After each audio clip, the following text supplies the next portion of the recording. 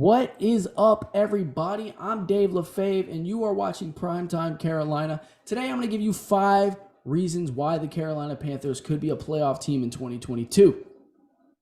I know that might sound crazy to someone who's on the outside looking in, but I promise you there's a few reasons why you should be optimistic about this team, and I'm going to give you some of those. Before we get into the video, please make sure to like and subscribe. It's much appreciated. And with that being said, let's get into it.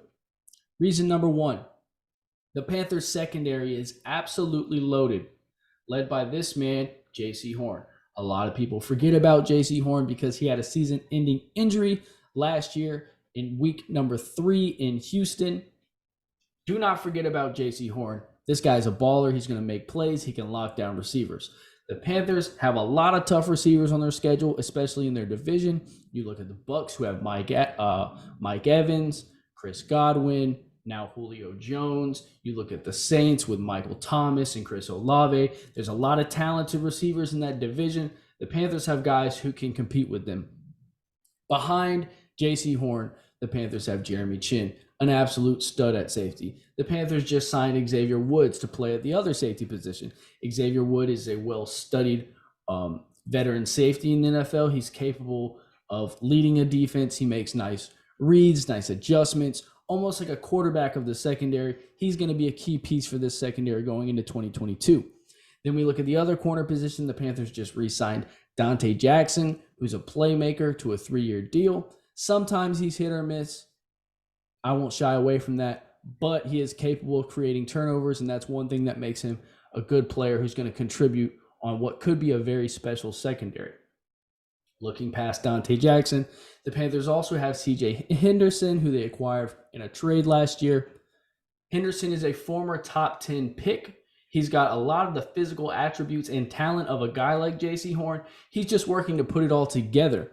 And from what the reports of training camp are saying, he is taking steps in that direction, has a potential to be a real breakout player for the Panthers this year. Let's look at our next reason. Additions to the coaching staff, or I should say changes to the coaching staff.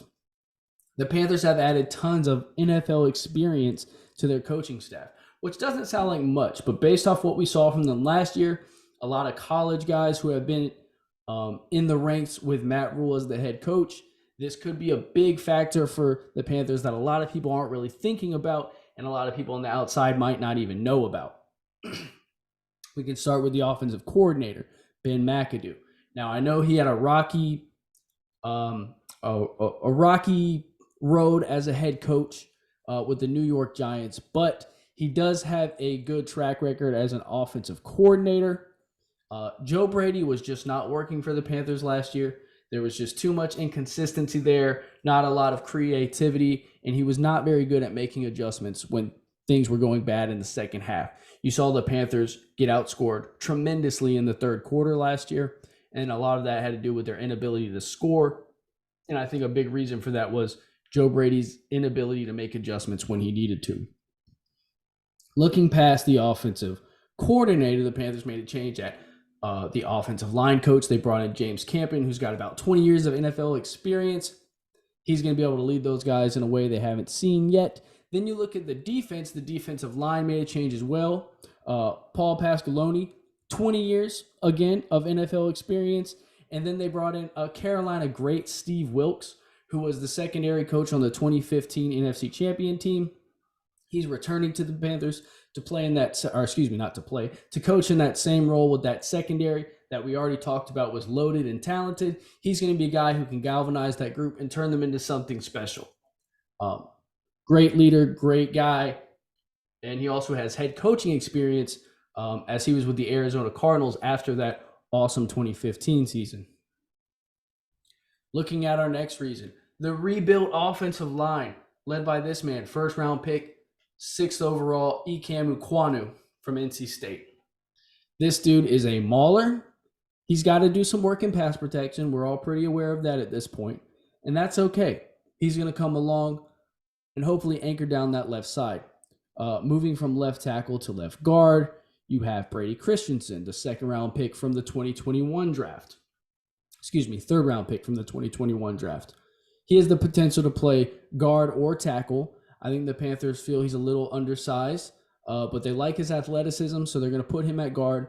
He has the ability to pull out whenever the Panthers want to run outside. He's a guy who can pull, get out, and block some linebackers. Then you look at the center. The Panthers signed Bradley Bozeman from the Baltimore Ravens, a player who has a great reputation everywhere he goes, well respected. He's going to come in and be a good anchor for the center of that offensive line. Then you move to right guard. You have Austin Corbett. He just won a Super Bowl with the LA Rams. He was on their starting offensive line. He was also a teammate of Baker Mayfield back in Cleveland. He's going to be a good addition at the right guard. And then we all know what Taylor Moton is at the right tackle. He was the only really good offensive lineman we had all year last year.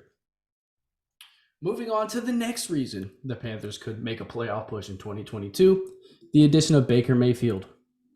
Not a lot needs to be said here. We all know why this is a big deal for the Panthers. The quarterback position was an absolute joke last year.